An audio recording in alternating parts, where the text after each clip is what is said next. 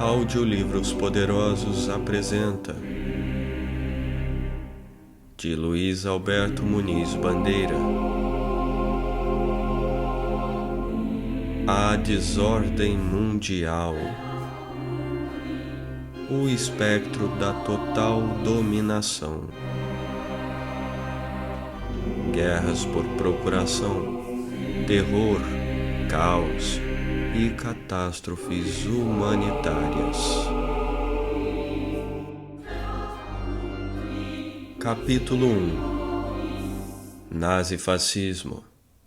O fenômeno da mutazione dello Stato.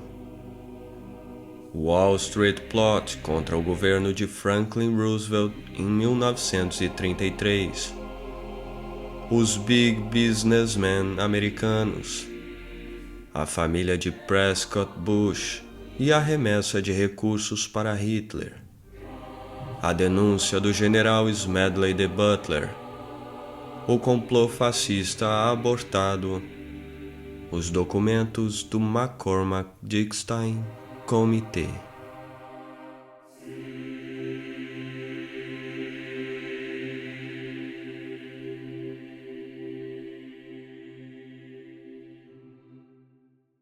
O nazifascismo não constituiu um fenômeno particular da Itália e da Alemanha, quando ameaçou e se estendeu, sob diferentes modalidades, a outros países da Europa, como Portugal e Espanha, entre os anos 1920 e a deflagração da Segunda Guerra Mundial, 39 a 45. O que ocorreu nesses países foi uma espécie do que Niccolò Machiavelli referiu como mutazione dello Stato, quando a república, um estado sob o nome da liberdade, transmuda-se em estado tirânico, com violência ou não. O fenômeno político denominado nazifascismo no século XX podia e pode ocorrer nos estados modernos, onde e quando a oligarquia e o capital financeiro não mais conseguem manter o equilíbrio da sociedade pelos meios normais de repressão, revestidos das formas clássicas da legalidade democrática, e assumir características e cores diferentes conforme as condições específicas de tempo e de lugar. Porém, sua essência permanece como um tipo peculiar de regime que se ergue por cima da sociedade, alicerçado em sistema de atos de força, com a atrofia das liberdades civis e a institucionalização da contra-revolução, tanto no plano doméstico quanto no plano internacional, mediante perpétua guerra, visando a implantar ou a manter uma ordem mundial subordinada aos seus princípios e interesses nacionais e favorável à sua segurança, assim como à prosperidade nacional. Durante a Grande Depressão que se seguiu ao colapso da Bolsa de Wall Street em outubro de 29, a Black Friday, alguns grupos financeiros e industriais, cerca de 24 das mais ricas e poderosas famílias dos Estados Unidos, entre as quais Morgan, Robert Sterling Clark, DuPont, Rockefeller, Mellon, J. Howard Peel e Joseph Newton Peel, da companhia Sun Oil, Remington, Anaconda, Bethlehem, Goodyear, Birdseye, Maxwell House, Heinz School e Prescott Bush conspiraram. Planejaram financiar e armar veteranos do exército sob o manto da American Legion, com a missão de marcharem sobre a Casa Branca, prender o presidente Franklin Roosevelt e acabar com as políticas do New Deal. O objetivo consistia na implantação de uma ditadura fascista inspirada no modelo da Itália e no que Hitler começava a construir na Alemanha. O Wall Street Plot, porém, abortou.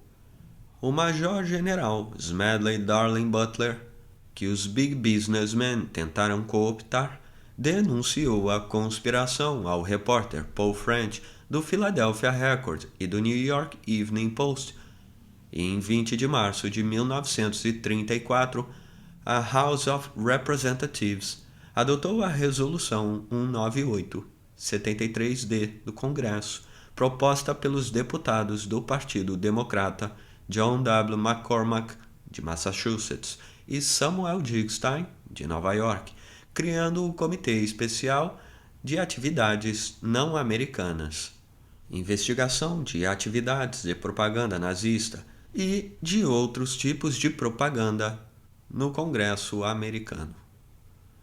Ao testemunhar perante o McCormack Dickstein Comitê, o Major-General Smedley D. Butler, 2 vezes condecorado com medalha de honra por distintos atos de excepcional heroísmo, contou que o golpe fascista teria o suporte de um exército privado de 500.000 ex-soldados e outras pessoas e fora delineado pelos empresários Gerard C. Maguire, advogado da companhia de corretagem Grayson M. P. Murphy Co., e William Doyle, antigo comandante da American Legion, uma das mais poderosas organizações fascistas dos Estados Unidos.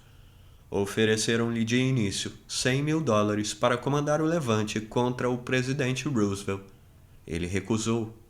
O tenente-coronel James E. Van Zandt, comandante da organização assistente Veteranos de Guerras Estrangeiras, confirmou que se recusou a participar do complô, assim como o capitão Samuel Glazier, do CCC Camp em Elkridge, Maryland.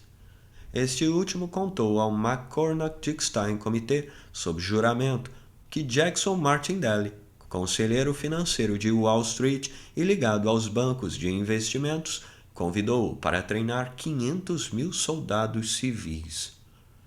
Os documentos do inquérito realizado pelo McCormack Dickstein Comitê foram desclassificados, mas com vários trechos extensivamente apagados, e o testemunho do general Smedley D. Butler, em virtude de implicar no complô vários diretores de corporações financeiras e executivos de importantes grupos industriais, tais como Interalia, Guaranty Trust, Grayson Murphy, J.P. Morgan, Irene Dupont, da Dupont Company, e Lamont Dupont, proprietário da Remington Arms Co., fabricante de armamentos, que estava a investir pesadamente na Itália fascista e havia criado a Black Legion, espécie de Ku Klux Klan, e a American Liberty League, organizada em 1934 em oposição ao governo do presidente Franklin Roosevelt e à política do New Deal. Houve um cover-up. Cobriram, a fim de resguardar a imagem dos Estados Unidos como democracia, o mito da excepcionalidade, o país onde nunca houve golpe de Estado. Ninguém foi processado.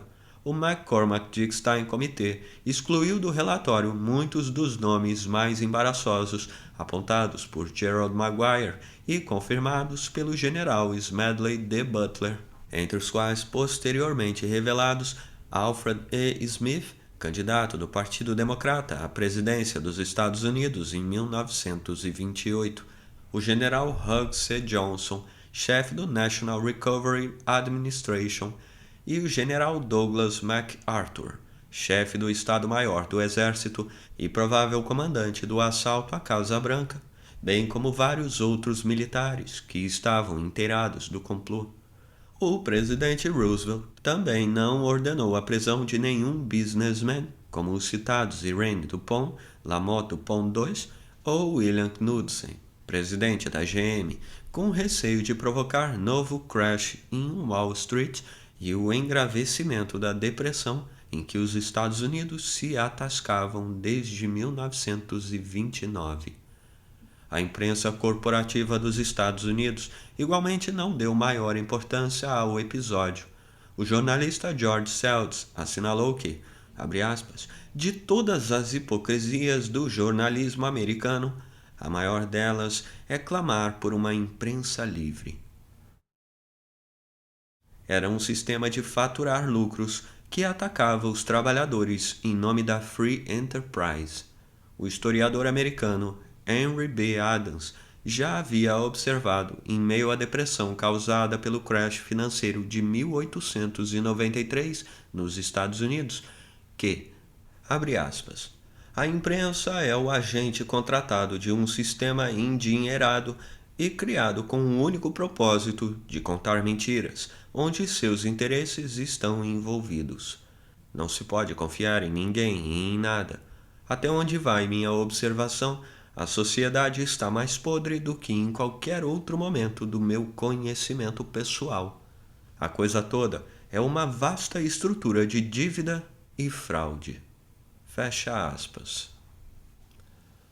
Os documentos do McCormack-Dickstein Comitê, depositados no Arquivo Nacional dos Estados Unidos, permaneceram secretos e somente foram totalmente desclassificados em 2001, quando dois velhos judeus alemães, Kurt Julius Goldstein, então com 87 anos, e Peter Gingold, sobreviventes do Holocausto, iniciaram nos Estados Unidos um processo contra a família Bush, demandando 40 bilhões de dólares pelo trabalho escravo que tiveram de realizar para as empresas do grupo Thyssen no campo de concentração de Auschwitz.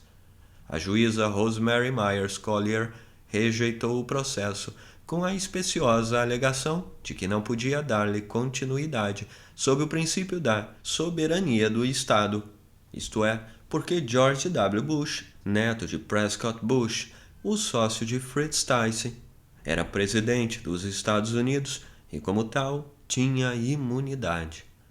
Depois ela ganhou seu prêmio. O presidente George W. Bush nomeou a juíza da Corte do Distrito de Colômbia e da United States Foreign Intelligence Surveillance Court.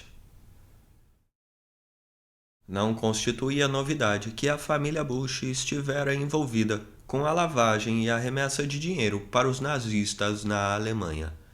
Em 31 de julho de 1941, o New York Herald Tribune havia noticiado que a Union Banking Corporation, UBC, da qual Prescott Bush era diretor nos Estados Unidos, enviara em 1933 3 milhões de dólares para o National Socialistic Deutsche Arbeiterpartei, NSDAP, chefiado por Adolf Hitler. Sidney Warburg em Hitler's Secret Backers e Anthony C. Sutton em Wall Street and the Rise of Hitler calcularam que a UBC, até 1933, remeteu para o Nazi Bigwigs na Alemanha o total de 32 milhões de dólares. E o diário britânico The Guardian, com a desclassificação dos documentos pelo Arquivo Nacional, confirmou o envolvimento financeiro de Prescott Bush com os arquitetos do nazismo na condição de diretor e acionista da UBC, que vinha a ser representante dos interesses de Fritz Thyssen em Nova York. De fato, Prescott Bush, pai do presidente Herbert Walker Bush e avô do presidente George W. Bush, fora diretor da Union Bank Corp., filial do Bank voor Handel em Schipvaart, NV, vinculada ao conglomerado United Steel Works, ou German Steel Trust, e tanto o banco quanto a indústria de aço integravam o conglomerado de Fritz Thyssen e de seu irmão, Heinrich Thyssen-Bornemisza. Isso de acordo com o informe do Office of Alien Property Custodian, datado de 5 de outubro de 1942. Ademais, Prescott Bush participava da Consolidated Silesian Steel Company, CSSC, que explorava as reservas minerais da Silésia, na fronteira da Alemanha com a Polônia, e se valeu do trabalho escravo em campos de concentração, inclusive Auschwitz. Entretanto, os documentos abertos ao público não deixam claro se Prescott Bush e a UBC ainda estavam ligados à CSSC em 1942, quando os acervos de Thyssen nos Estados Unidos foram capturados após a declaração de guerra entre os dois países em 11 de dezembro de 1941. Segundo Webster Griffin Tarpley e Anton Scheitkin, autores da biografia do ex-presidente George H. W. Bush, seu pai, Prescott Bush, como diretor das empresas da família, desempenhou papel central no financiamento e armamento de Hitler. Ele recebeu US$ 1,5 milhão por sua participação na UBC. Esse capital permitiu que seu filho, George H. W. Bush, montasse as firmas Bush Overbay Oil Development Co. e a Zapata Petroleum, depois denominada Harbinger Group Inc., congregando várias companhias para exploração de petróleo no Golfo do México e offshore na ilha de Cuba. De acordo com um memorando interno da CIA, datado de 29 de novembro de 1975, George H. W. Bush fundou a Zapata Petroleum com a colaboração de Thomas J. Devine, que abandonou seu cargo na alta direção da CIA para dedicar-se aos negócios privados, pois como Oil Wildcating possuía vasto conhecimento da localização das grandes reservas de petróleo em várias regiões. A simpatia pelo nazifascismo não esmoreceu após o fracasso do complô contra a administração do presidente Roosevelt. Em Wall Street, sobretudo desde o início da década de 1930, o comunismo era temido, mas o fascismo, admirado como avant-garde. Por longo tempo, diversos banqueiros, tanto católicos como evangélicos e até mesmo judeus, negociaram com o regime nazista e lhe concederam financiamento de cerca de US$ 7 bilhões naquela década. Os banqueiros judeus justificaram dizendo que o antissemitismo lhes parecia certo sob o regime nazista porque era contra os pobres, refugiados e trabalhadores. Em 1936, dos 919 membros da diretoria do Stock Exchange, 148 eram judeus, de acordo com um inventário de 1936 publicado pela revista Fortune. Com razão, o professor Gaetano Salvermini, da Universidade de Harvard, declarou ao repórter Joseph Philip crer que quase 100% do American Big Business simpatizavam com a filosofia por trás do totalitarismo de Hitler e Mussolini por seus métodos de coerção do trabalho. Os banqueiros Winthrop Aldrich, presidente do Chase National Bank, Nova York, e Henry Mann, do National City Bank, estiveram na Alemanha, onde se entrevistaram com Hitler em agosto e setembro de 1933 e manifestaram ao embaixador dos Estados Unidos em Berlim, William E. Dodge, disposição de work with him, trabalhar com ele, a despeito de suas ideias e seu antissemitismo. Segundo o historiador Arthur M. Schlesinger Jr., ex-assessor do presidente John F. Kennedy, o fascismo nos Estados Unidos não foi meramente uma enfermidade da classe média baixa. Ainda permaneceu enevoado e confuso o sonho acalentado pelos big businessmen de Wall Street. Em 1934, William Randolph Hearst, um tycoon da mídia, proprietário do San Francisco Examiner, The New York Journal e muitos outros diários, cerca de 28, revistas e cadeia de rádios, visitou Berlim, entrevistou-se com Hitler e, ao voltar aos Estados Unidos, escreveu que ele, o Führer, era certamente um homem extraordinário e empenhou-se em fazer propaganda do regime nazista como Great Policy, The Great Achievement, por haver salvado a Alemanha do comunismo. O embaixador dos Estados Unidos em Berlim, William E. Dodge, escreveu em seu diário, com data de 28 de novembro de 1935, que o empresário Thomas J. Watson, presidente e CEO da International Business Machine, IBM, cujo salário era de $1.000 por dia, visitou-o e disse-lhe que, if the big business insists on defeating the democracy in the United States, there will be a revolution which may lose businessmen all they have. Se os big business insistirem em derrotar a democracia nos Estados Unidos, haverá uma revolução a qual os businessmen irão perder tudo o que eles têm. Entretanto, também a IBM cooperava com o regime de Hitler.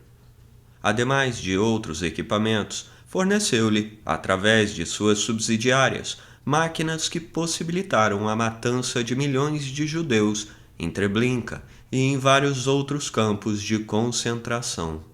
Thomas J. Watson, o empresário que visitara o embaixador William E. Dodge, recebeu a Grande Cruz da Ordem da Águia Alemã, porém a devolveu em 1940. Em 30 de dezembro de 1935, o Major Truman Smith, ataque militar dos Estados Unidos em Berlim de 1935 a 1939, informou ao embaixador William E. Dodge que a Alemanha era One Military Camp. Em fins de 1937, a Luftwaffe, a Força Aérea, possuía de 175 a 225 esquadrões de aparelhos de guerra, e Hitler, além de manter simultaneamente imenso exército, construía enorme frota de submarinos, prosseguia com o programa de desenvolvimento de foguetes e instalava numerosas indústrias têxteis e de gasolina sintética, de modo a lançar toda a sorte de projéteis. Em 1935, Douglas Miller, ataque comercial em exercício, previra também que, em 2 anos, a Alemanha estará fabricando petróleo e gás suficiente para uma longa guerra. A Standard Oil Company de Nova York fornecerá milhões de dólares para ajudar. Com efeito, desde 1933, a Standard Oil, da família Rockefeller, em colaboração com a IG Farben, esteve a gerar petróleo e produzir gasolina e borracha sintética para a Alemanha nazista a partir de carvão betuminoso, hulha, mediante o processo de hidrogenação, o que possibilitou a Adolf Hitler deflagrar a Segunda Guerra Mundial com a invasão da Polônia em 1939. O quartel-geral da Standard Oil na Suíça funcionava independentemente por se tratar de um país neutro, e em 1942 a empresa pediu autorização para continuar a vender petróleo à Alemanha, desta vez aquele que produzia nos campos que explorava na Romênia. E no mesmo ano, sua subsidiária, a West India Oil Company, formada para refinar petróleo em Cuba e no Caribe, embarcou óleo para a Alemanha através da Companhia Argentina Comercial de Pesqueria de Buenos Aires. Em 29 de agosto de 1936, o embaixador William E. Dodge, ao comentar que Hitler era absolute master de 60 milhões de pessoas na Alemanha e Benito Mussolini master de 42 milhões na Itália, a levarem outros países no caminho da ditadura, anotou que nos Estados Unidos, abre aspas, os capitalistas estão pressionando na mesma direção fascista, apoiados por capitalistas na Inglaterra. Fecha aspas. Em carta ao presidente Roosevelt, o embaixador Dodge relatou: atualmente, mais de 100 de corporações americanas têm subsidiárias aqui ou acordos cooperativos. Os DuPont têm 3 aliados na Alemanha que estão ajudando no negócio de armamentos. Seu principal aliado é a IG Farben Company, uma parte do governo que dá 200 mil marcos por ano a uma organização de propaganda que opera na opinião americana. A Standard Oil Company, subcompanhia de Nova Jersey, enviou 2 milhões de dólares para cá em dezembro de 1933 e fez 500 mil dólares por ano, ajudando os alemães a fabricar gás ersatz para fins de guerra. Mas a Standard Oil não pode retirar nenhum de seus ganhos do país, exceto em mercadorias. Eles fazem pouco disso, relatam seus ganhos em casa, mas não explicam os fatos. O presidente da International Harvester Company me disse que seus negócios aqui na Alemanha aumentavam 33% ao ano, fabricação de armas, acredito, mas não conseguiam tirar nada. Até nosso pessoal de aviões tem um acordo secreto com a Krupps. A General Motor Company e a Ford fazem negócios enormes aqui por meio de suas subsidiárias, e não obtém lucros.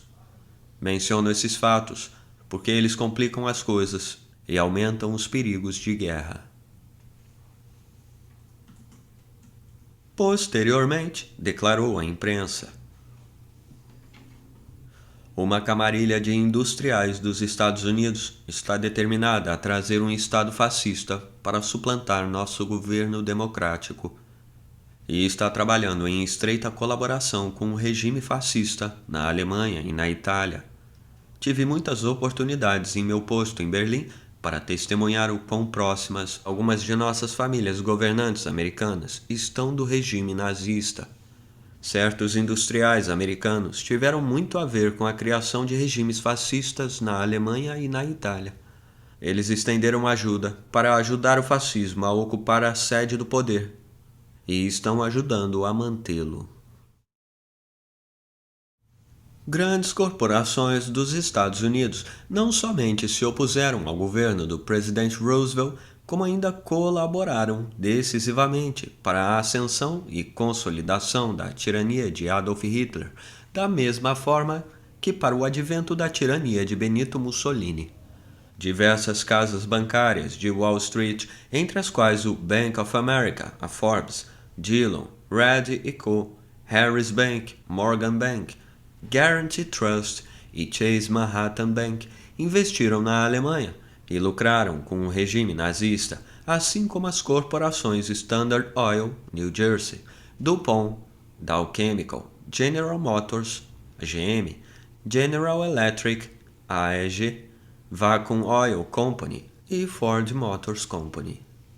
Henry Ford, autor do livro The International Deal, The World's Problem, 1920, começara desde os anos 1920 a financiar o partido nazista, o NSDAP, National Socialist Deutschland Arbeit Party, bem como enviar dinheiro pessoal, cerca de 10.000 ou 20.000 marcos, para Adolf Hitler, e o fez como presente de aniversário, todos os anos, no dia 20 de abril, até 1944, através de bancos da Suíça ou da Suécia. Os dois identificavam-se no ódio aos judeus, e ao completar 75 anos, em 30 de julho de 1938, Henry Ford foi condecorado em Cleveland com a Großbrücks der Deutschen Adlerordens pelo embaixador da Alemanha nos Estados Unidos, Karl Kapp, assim como o haviam sido Benito Mussolini e Francisco Franco, ditador da Espanha. Os investimentos das corporações dos Estados Unidos na Alemanha durante o regime nazista avultavam cerca de 475 milhões de dólares por ocasião do bombardeio de Pearl Harbor em 7 de dezembro de 1941. O presidente Roosevelt, 6 dias depois, reativou o Trading with the Enemies Act de 6 de outubro de 1917 e Washington, em 1942, determinou o fechamento e a captura dos acervos do Union Banking Corp., filial do Bank for Handel em Sheppard, NV, vinculada ao conglomerado United Steel Works. Porém, mesmo durante a Segunda Guerra Mundial, muitas corporações dos Estados Unidos, entre as quais a Mack Truck, Phillips Petroleum, Standard Oil of California e Firestone Tires, prosseguiram clandestinamente os negócios com o regime nazista através de subsidiárias na Suíça e na Suécia. Outras ainda, tais como a Ford, com 52% das ações da Ford Work em Colônia, e a GM, proprietária da Adam Opel AG, fabricante de caminhões, minas terrestres, detonadores de torpedos e foguetes balísticos, mantiveram suas filiais com instalações em Rüsselsheim, Hesse e Brandemburgo. Em 1944, a GM, na Suécia, ainda importava produtos da Alemanha. Hitler não havia confiscado nenhuma das subsidiárias das corporações americanas Ford e GM, porém colocou sistematicamente todas sob a jurisdição do Reich, custodiadas como propriedades do inimigo. Entre mentes, o National City Bank e o Chase National Bank continuaram a manter conexões com o Bank for Internationalen, Zahlungsausgleich BIS, ou Banco de Pagamentos Internacionais, que prosseguiu com suas operações em Basel, ou Basel, sob a Lei de Neutralidade da Suíça, e intermediou negócios com os países do eixo. Esse banco, presidido entre 1940 e 1946 por Thomas H. McKittrick, cidadão americano, era, porém, controlado por próceres do regime nazista, entre os quais Walter Funk, ministro da Economia, e Emil Johann Rudolf Pohl, diretor e vice-presidente do Reichsbank da Alemanha. O BIS aceitou, em 1944, a transferência do ouro que os nazistas saquearam dos judeus de diversos países exterminados nas câmaras de gás de Auschwitz, Majdanek, Treblinka, Belzec, Kelmo e Sobibor, por meio do tóxico Zyklon B, composto de ácido cianídrico, cloro e nitrogênio, fornecido pelo poderoso conglomerado da indústria química IG Farben. O ouro era fundido e marcado com data anterior à Segunda Guerra Mundial, a fim de disfarçar sua origem e ser usado pelos chefes nazistas ante a perspectiva de derrota na guerra.